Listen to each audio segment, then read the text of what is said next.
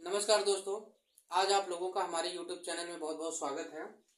आज हम बात करने वाले हैं तीन डॉक्ट्रिन जो सोर्सेस ऑफ लॉ की बहुत ही महत्वपूर्ण डॉक्ट्रिन है एलएलबी स्टूडेंट के लिए, या आगे आपके अगर आप लॉयर हैं तो आपके फ्यूचर के लिए भी, जिसका नाम है स्टारे डिसाइसिस, रेशियो डेसिंडाई, ऑर्बिटर डिक्टर। देखिए ये तीनों डॉक्ट्रिन भी जो हमारी लॉ के सोर्सेस हैं, जैसे एक प्रेसिडेंट होता है, कस्टम होता है, जो लेजिस्लेशन वगैरह होते हैं, जो प्रेसिडेंट है उन्हीं का पार्ट है। ये जो हमारे लॉ ऑफ सोर्सेज का प्रेसिडेंट है उसी की ये तीनों डॉक्ट्रिन है, स्टारे डिसाइसिस, रेशियो डेसिंडाई और ऑर्बिटर डिक्टा। इनका मतलब क्या होता है, इनमें डिफरेंस क्या है, आज हम इस पे बात करेंगे। चलिए बात करते हैं स्टारे डिसाइसिस क्या होती है। आपने पढ़ा होगा इंडियन कॉन्स्टिट्यूशन में आर्टिकल 141, आर्टिकल 141, आर्टिकल 141 क्या बात करता है। देखिए आर्टिकल 141 जो है अथॉरिटेटिव बाइंडिंग डिसीजन की बात करता है। जैसे आप जानते हैं सुप्रीम कोर्ट जो भी डिसीजन देता है, हमारा जो इंडिया का सुप्रीम कोर्ट है, जो भी डिसीजन देता है वो बाकी सारे जो भी जितने भी हाई कोर्ट अदर स्टेट में है या जो भी लोअर अथॉरिटी जितने भी कोर्ट हैं, जैसे डिस्ट्रिक्ट कोर्ट, हाई कोर्ट, उसका जो डिसीजन होता है सभी भी गवर्नमेंट अथॉरिटी और बाकी की जो लोअर कोर्ट हैं सबके लिए क्या होता है, बाइंडिंग होता है। अगर सुप्रीम कोर्ट ने कोई डिसीजन दिया, लोअर कोर्ट नहीं मान रहा है उस चीज को, तो सुप्रीम कोर्ट क्या करता है, कंटेम्प्ट ऑफ कोर्ट की प्रोसीडिंग चला सकता है उसके खिलाफ। या सुप्रीम कोर्ट ने कोई डिसीजन दिया, एफआईआर लिखना मैंडेटरी है, पुलिस नहीं लिख रही है, रेप केसेस में या मर्डर केसेस में एफआईआर लिखना जरूरी है, कॉग्निजेबल केसेस में आपको पता होगा, और कोर्ट जो पुलिस ऑफिसर एफआईआर नहीं लिख रहा है, तो उस कंडीशन में क्या होगा, चूंकि ये कोर्ट पे तो बाइंडिंग होता है, लोअर कोर्ट पे प्लस अदर अथॉरिटी पे भी बाइंडिंग होता है, तो उसको क्या, तो सुप्रीम कोर्ट क्या कर सकता है, उसके खिलाफ कंटेम्प्ट ऑफ कोर्ट की प्रोसीडिंग जो है स्टार्ट कर सकता है। तो ये स्टारे डिसाइसिस है। एक होता है अथॉरिटेटिव और दूसरा होता है परसुएसिव। जो आर्टिकल आपका दिया हुआ है आर्टिकल 225 में इंडियन कॉन्स्टिट्यूशन में, ये बात करता है परसुएसिव, ये बात करता है अथॉरिटेटिव, ये परसुएसिव। परसुएसिव का मतलब आप समझ सकते हैं कि जो भी हाई कोर्ट जो डिसीजन देते हैं, चूंकि इंडिया में इतने सारे स्टेट हैं, जो भी वहां के हाई कोर्ट डिसीजन देते हैं वो क्या होता है, अदर हाई कोर्ट के लिए मैंडेटरी नहीं कि उसका डिसीजन फॉलो करे। जैसे मान लीजिए ये कोई ए व्यक्ति है, ये कोई बी व्यक्ति है, ए ने बी का मर्डर किया, रीजन क्या था, जो भी रीजन था, जैसे मान लीजिए जो भी रीजन रहा हो, ए ने बी का क्यों मर्डर किया, कोई आपसी दुश्मनी थी या कोई भी रीजन था, इस मैटर पे हाई कोर्ट ने कोई डिसीजन दिया।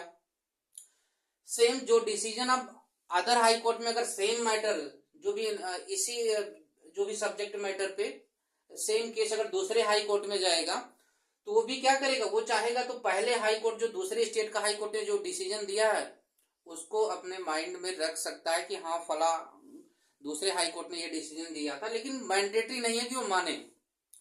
सेम क्या होता है, लेकिन जो लोअर डिस्ट्रिक्ट कोर्ट्स होते हैं उनके लिए हाई कोर्ट का डिसीजन जो होता है बाइंडिंग होता है, वो मैंडेटरी नहीं होता। मतलब सिमिलर हाई कोर्ट के लिए वो क्या होता है, परसुएसिव होता है, उससे नीचे जो भी लोअर कोर्ट होते हैं उनके लिए अथॉरिटेटिव होता है, बाइंडिंग होता है। रेशियो डेसिंडाई की बात कर लें। जो रेशियो डेसिंडाई होता है ये होता है कि रीजन फॉर डिसीजन, जो जज ने अपना जजमेंट दिया, आप देखते जजमेंट बहुत ही लंबा होता है, जैसे कोई जजमेंट देख ले 70-100 पेज का, 1000 पेज का, बहुत बड़े बड़े जजमेंट होते हैं। तो वो जजमेंट क्यों दिया जज ने, उसका क्या सारा पार्ट आपके जो कोर्ट, जैसे सुप्रीम कोर्ट ने कोई जजमेंट दिया तो मान लो 100 पन्ने का जजमेंट है, क्या सारे वर्ड्स जो उसमें लिखे हुए सब बाइंडिंग है जो भी हाई कोर्ट है या लोअर कोर्ट के लिए, नहीं, उसका उसमें जो रीजन जज ने लिखा है, क्यों वो डिसीजन दिया सुप्रीम कोर्ट ने या हाई कोर्ट ने वो डिसीजन क्यों दिया, उसका रीजन क्या था, या हो सकता है उससे संबंधित कोई पहले ऐसा केस आया हो सुप्रीम कोर्ट में या हाई कोर्ट में, या जैसे हाई कोर्ट के पास केस आया उसने जजमेंट दे दिया। जजमेंट क्यों दिया, क्योंकि उस मैटर पे सुप्रीम कोर्ट ऑलरेडी कोई जजमेंट दे चुका है, तो उसमें उस चीज को लिख देगा कि मैंने अपना डिसीजन इसलिए दे रहा हूं कि इस मैटर पे ऑलरेडी सुप्रीम कोर्ट ने इस सन में या जो भी केस का नाम है उसने अपना डिसीजन दिया था, इस बेस पे मैं अपना डिसीजन दे रहा हूँ। ये रेशियो डेसिंडाई जो है बात करता है कि जज ने अपना डिसीजन क्यों दिया। तो जो रीजन होते हैं जजमेंट में वो बाइंडिंग होते हैं, ना कि पूरा 100 पन्ने का पेज ही आपका बाइंडिंग होता है।